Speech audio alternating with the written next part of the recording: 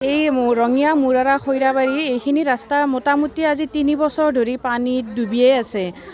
এজাক বৰষুণ দিলেই মানে বহুত পানী হৈ যায় আৰু পানীখিনি কমি নাযায় সহজতে, পানীখিনি বাঢ়িয়ে থাকে তাৰমানে। তাৰপিছত আমাৰ ল'ৰা ছোৱালীখিনি আমাৰ শংকৰদেৱ শিশু নিকেতনত পঢ়ে, ল'ৰা ছোৱালীখিনি অহা যোৱাৰ ক্ষেত্ৰত বিৰাট অসুবিধা হৈছে। জোতা মোজা ভিজি যায়, মাজতে দুই একোটা সৰু সুৰা এক্সিডেণ্ট হয়, বিৰাট সমস্যা হৈছে। গতিকে মই আমাৰ স্থানীয় বিধায়ক ভৱেশ কলিতা ডাঙৰীয়াক মই অনুৰোধ জনাইছোঁ, এই ৰাস্তাটো যাতে সোনকালে তেওঁ ভালৰ ফালে আনে। ৰাস্তাটোৰ কাৰণেতো বহুতে সমস্যা, যিহেতু আমি নিজে ভুক্তভোগী। আমি এই 3 ঘৰ মানুহ, মোৰে কাষত ঘৰ হ'লে মই ৰাতিপুৱা উঠি পানী খচিব লাগে। মইতো বৰষুণ দিলে ক'ৰবাত কাম আছে বুলি ক'লে মই একযোৰা কাপোৰ এক্সট্ৰা কৰি লৈ যাব লাগে, তাৰপিছতহে পিন্ধি যাব লাগে। তাৰপিছততো ৰাতি হ'লে যি ভেকুলীৰ মাত শুনিব আপোনালোকে, থাকিব নোৱাৰি, শুব নোৱাৰি, এনেকুৱা এটা সমস্যা। মাত্ৰ একজাক বৰষুণ দিলে ইমান আমাৰ আঁঠু পাৰ হৈ যায়, এনেকুৱা পানী। ভৱিষ্যতে কি হ'ব, আমাৰ কি সমাধান আছে? মোৰ সেইটো কথা। গধূলি হ'লে আমি থাকিব নোৱাৰোঁ মহত ধৰি। আমাৰ সেইখিনি ইমানখিনি প্ৰব্লেম হৈ গৈছে যে আমাৰ মানে বাৰীতো সঁচাই বাঢ়ি যাই আছে, আমাৰ ইমান অসুবিধা হৈছে। আমাৰ ইয়াৰে এটা অতি সোনকালে আমাৰ এটা ড্ৰেইন দৰকাৰ হয়।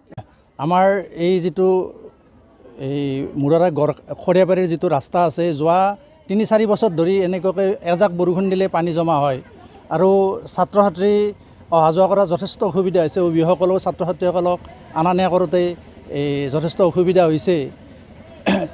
মই আশা কৰিছোঁ আমাৰ ৰঙিয়া যি স্থানীয় বিধায়ক আছে, মাননীয় শ্ৰীযুত ভৱেশ কলিতাদেৱ এই বিষয়টোত অলপ গুৰুত্ব দিব। কাৰণ বছৰ বছৰ ধৰি এই বহু আমাৰ ছাত্ৰ ছাত্ৰী বা এই অঞ্চলৰ গাঁওবাসী বা ৰাইজ যথেষ্ট ক্ষতিগ্ৰস্ত হৈছে, কষ্ট হৈছে ল'ৰা ছোৱালী অনা নিয়া কৰাৰ ক্ষেত্ৰত।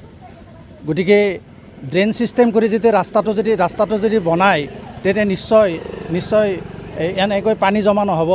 গতিকে আশা কৰিছোঁ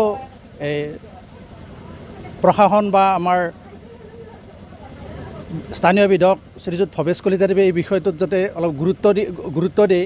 আৰু ইতিমধ্যে আমি গম পাইছোঁ যে এই ৰাস্তাটো ড্ৰেইনসহ কাম কৰাৰ কাৰণে এইটো চৰকাৰে অনুমোদন দিছিল, কিন্তু কি কাৰণত তাৰমানে অজ্ঞাত কাৰণতে কামটো তাৰমানে বন্ধ হৈ আছে।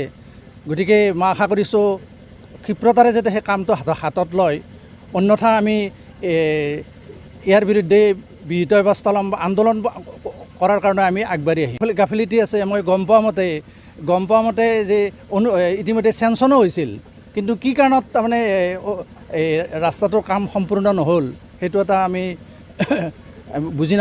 বুজি পোৱা নাই। আৰু এই ৰঙিয়া মুৰাৰা খৈৰাবাৰী এইখিনি ৰাস্তা মোটামুটি আজি 3 বছৰ ধৰি পানীত ডুবিয়ে আছে। এজাক বৰষুণ দিলেই মানে বহুত পানী হৈ যায় আৰু পানীখিনি কমি নাযায় সহজতে, পানীখিনি বাঢ়িয়ে থাকে তাৰমানে। তাৰপিছত আমাৰ ল'ৰা ছোৱালীখিনি আমাৰ শংকৰদেৱ শিশু নিকেতনত পঢ়ে, ল'ৰা ছোৱালীখিনি অহা যোৱাৰ ক্ষেত্ৰত বিৰাট অসুবিধা হৈছে। জোতা মোজা ভিজি যায়, মাজতে দুই একোটা সৰু সুৰা এক্সিডেণ্ট হয়, বিৰাট সমস্যা হৈছে।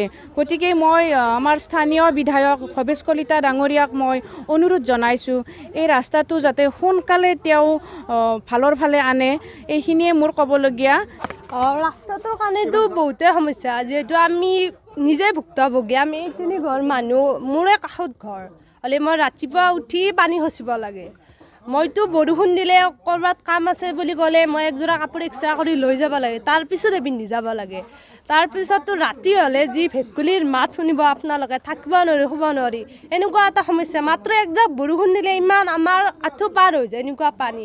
ভৱিষ্যতে কি হ'ব, আমাৰ কি সমাধান আছে? মোৰ সেইটো কথা। গধূলি হ'লে আমি থাকিব নোৱাৰোঁ মহত ধৰি, আমাৰ সেইখিনি ইমানখিনি প্ৰব্লেম হৈ গৈছে যে আমাৰ মানে বাৰীতো সঁচাই বাঢ়ি যাই আছে, আমাৰ ইমান অসুবিধা হৈছে। আমাৰ ইয়াৰে এটা অতি সোনকালে আমাৰ এটা ড্ৰেইন দৰকাৰ হয়। এই ৰাস্তাটো ড্ৰেইনসহ কাম কৰাৰ কাৰণে এইটো চৰকাৰে অনুমোদন দিছিল, কিন্তু কি কাৰণত তাৰমানে অজ্ঞাত কাৰণতে কামটো তাৰমানে বন্ধ হৈ আছে। গতিকে মই আশা কৰিছোঁ ক্ষিপ্ৰতাৰে যাতে সেই কামটো হাতত লয়, অন্যথা আমি ইয়াৰ বিৰুদ্ধে বিহিত ব্যৱস্থা ল'ম বা আন্দোলন কৰাৰ কাৰণে আমি আগবাঢ়ি